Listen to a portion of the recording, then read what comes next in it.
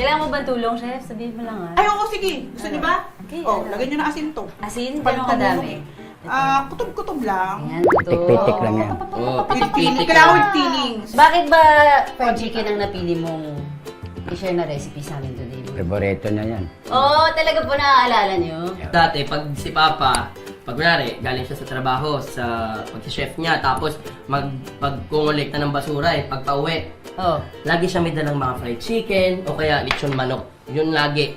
Talagang kahit tulog kami, ginigising kami. Gigising ka sa amoy ng fried chicken. Yes, alam namin. Lagyan natin ng konting gatas. Kasi ang gatas ay nakakatulong para mas maging tender yung meat natin. Ganun po pala yun? Oo. At saka i-coat sa breading mixture. Ang gagawin natin dito, di ba? Lalagay natin siya dito sa breading natin. Breading na ginawa natin kanina. So, isang technique dito or tip na ibibigay ko sa ating mga kapitbahay. kapitbahay, kailangan pinipisil niyo. Kasi para magkaroon siya ng mga kulubot-kulubot, yung alam mo yung sa mga fast food na parang nag-aano-ano siya, nagkakaroon siya ng mga ganyan-ganyan. Hindi siya malalamog. Hindi siya malalamog. So, mag-jacuzzi na yung mga panokma natin, Swimming muna kayo dyan. Oo. Meron ka bang masasabi mong naging trauma mo o dinala mo na kung may chance, ayaw na ayaw mong ma-experience ng mga anak mo? Pinaka-protektahan mong hindi ma-experience ng mga anak mo na naranasan mo, ha? Well, eto, real talk lang. Real talk. Kasi syempre ako, sabi ko nga, di ako lumaki sa marangyang buhay. So, lumaki ako talaga sa, alam mo yun, maingay na kapitbahay, video okay doon. Oo naman. Kung paumagahan, lalo pag sila papa nagiinuman. Usually kasi, paglasing na sila, nagkakagulo. Oh. Sila na yung magkakaibigan, tapos sila pa yung nag-aaway. Actually, yung tatay at nanay ko, magkahiwalay eh. Di ba ang stigma pag naghiwalay na yung bawal na magsama, di ba? Pero sa akin, hindi. Ginawa ko, pinagsama ko pa rin sa isang tahanan. Kahit may stepdad ako. Blended family ang tawag dyan. May stepdad ako, doon yung tatay ko, doon yung nanay ko, nasa isang bubong kami. Naramdaman niyo po ba yung effort din ni Buboy na ipag-glue o ipagsama, gawing buo ang pamilya ninyo? Oh, Naramdaman niyo yun? Oo, naramdaman ko yun. Proud ba kayo kay Buboy, tay? Natural. Saan kayo pinaka-proud sa kanya? Ano yung achievement niya? Yung pinaka-proud kayo? Yung pagmamahal. Sa sarili niya. Nahihiya talaga siya. Okay lang yan, Kasi si Papa talaga, hindi siya yung parang maboka. Pero pag shatin niya to, magsasalita yan. talaga, tuloy.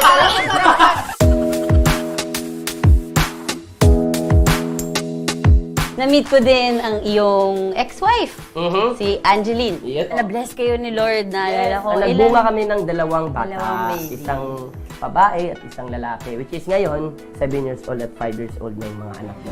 Wave with Joji! Wave with Blatla! We want to play with them. Kamusta na sila? Okay, sobrang tatalino at nakaka-proud bilang isang tatay dahil syempre, pumapasok na yung dalawa kong anak. Mukhang mag-aartista, papayag ka ba? Well, sa akin, di naman ako hahadlang kung anong gusto nila. Ang pangarap ko lang para sa kanila ay Sila, bigyan nila ako magkaroon ng ng- parang diploma. Basta sabi ko, kahit anong gusto nyong gawin, mag-aral lang kayo ng mabuti. At enjoyin nyo yung pagiging bata ninyo. Oo. Pero in good terms naman sila nung... Oh, yes! Okay, yes, kayo. yes. Siyempre, Perfect. like nga, katulad nga, di ba? Nagawa ko ngayon sa sarili kong pamilya, why not naman din sa akin? Ayan, after 48 years, rin yung nokma natin.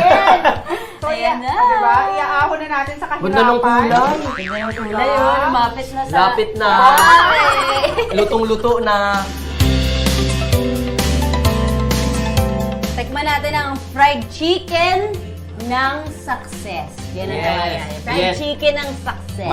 Manok na tagumpay.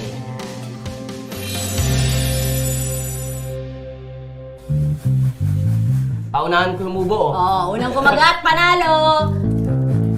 Kung kaya kikip, kumagat agad. Wol! Crispy. Eh, ano nga to? Bet. Ha? O, diba? Bet ko yung milk. Sarap, chef. Thank you. Sarap. Thank you. Thank you. Nag-bring back memories. Pengi pong kanin!